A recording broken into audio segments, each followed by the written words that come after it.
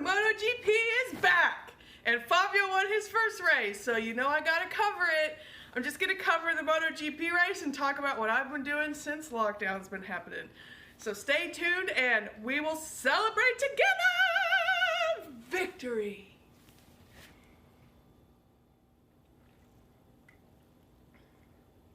Hello everyone! Welcome to 2020. No, I haven't done a video since Christmas time, mainly because when it's the silly season, we all see the news stories, we all saw the testing, and then COVID happened and the lockdown, and so there really hasn't been much to talk about. I've just been hanging out in my house. I haven't gone to the gym, and I've been working from home since March 14th, so that's been my life. So this weekend, and having a race to watch just felt like a dose of excitement and adrenaline and kind of normalcy. Even though the audience wasn't there, I still enjoyed it. In fact, I didn't just enjoy it, I loved it. I loved waking up on Friday morning to go for my walk, and it was right time for Moto 3 FP2. So just walking and listening to the commentary, it felt like, I mean, things are different, but it felt like something normal, and I really enjoyed it. Just talking to everyone. So many pages kept up the funnies during this time, and I know I kind of slacked off on my joke page a bit, but we're back at it, full force, excited, and you know what I say. I predicted, I should show the screenshot. I predicted in the MotoGP Army that Fabio would win the race. But, you know, when you're a fan, you're always predicting that your favorites are going to win. I always said that, you know, Zarco was going to win. I just always felt that way. You are that way when you're a fan. But this time I really felt it. Fabio did so well in Jerez last year until the gearbox jam that I was like, he is ready for redemption. So even though he was kind of playing coy and saying that the 2020 Yamaha is harder to drive than last year's, I just knew he had it in him because, yes, he had it in him. Fabulous Fabio. I just ignored what was going on in the practice. You know, everyone was kind of trash talking and trying to ruffle his feathers a bit, like, oh, you don't get to practice for 20 minutes for penalty. They were talking to him in the press conference on Thursday, and he was just kind of like, I don't really want to talk about it, and it doesn't really make a difference. So I love how cool he played it and just how he went out there. It wasn't super impressive in that first session because he couldn't quite get his feet, but from FP2 on, he was killing it, and I was ready for that win. I had no idea how insane the MotoGP race would be.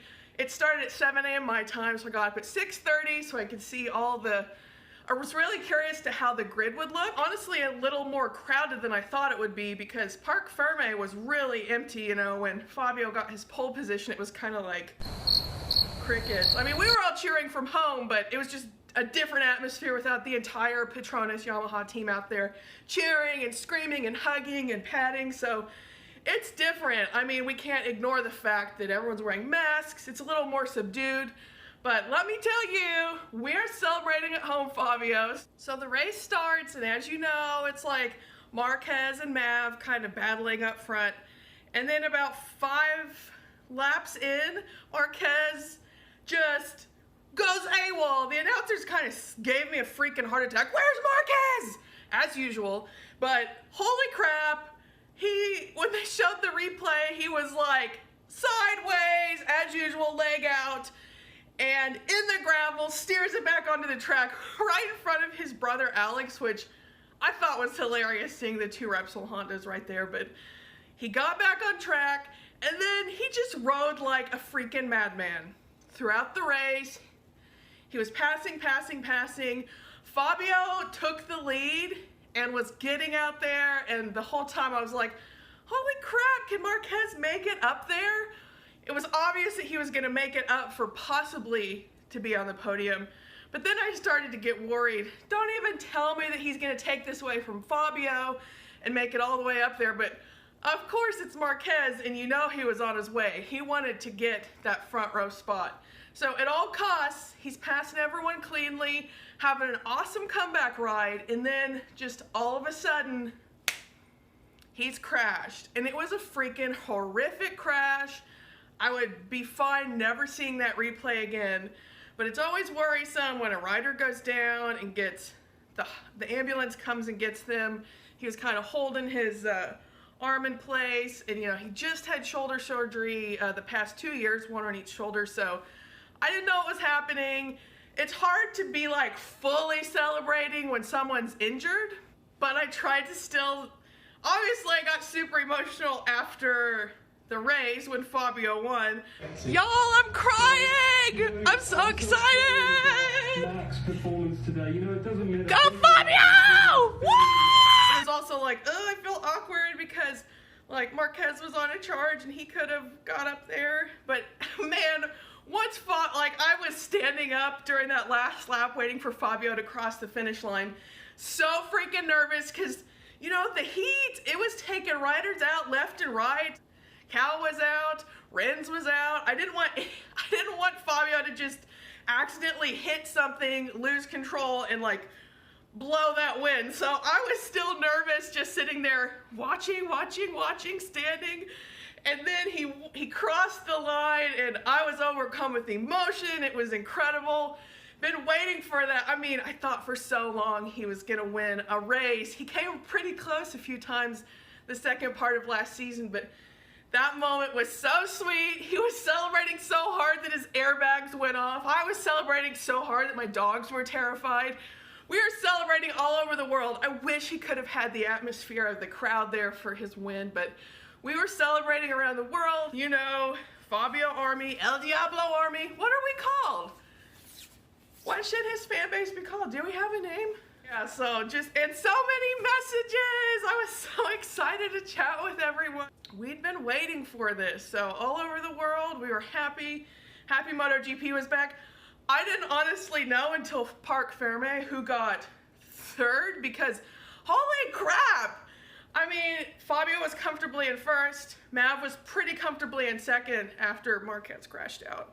But that fight for third was giving me a heart attack. I mean, at one point when Franco kind of lost control and flipped his body up and got back on, I was like, oh my God.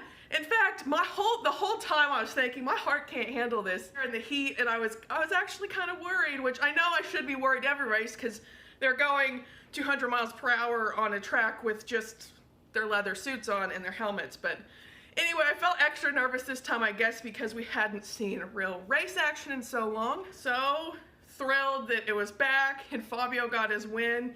Again, Parc Fermé was weird that there weren't a ton of people screaming and yelling and celebrating, but that's how it is right now. I'm just thankful that Dorna was able to get the tracks and we get another race next weekend. We're back. Fabio has his first win. I guess Marc is for sure going to be out next race. He's getting surgery on Tuesday, and we'll just see what happens. Best to him, best to Renz, best to Crutchlow. I hope everyone gets better. Dovey got better with his cracked collarbone, obviously. He got third, but I know all the injuries are different, but wishing everyone luck. Hopefully you all are doing good all around the world. I send my love and care to everyone that's been affected by COVID. I'm glad this is back. It'll give us some joy, and try not to get emotional again. But so glad you all tuned in and stuck with me. Thanks for visiting my page, MotoGP Sillies. And we'll just keep going throughout this. So take care, and in the comments below, write what you think Fabio fans are called, or what we are called. So take care, and I'll see you in a week, because there's another race.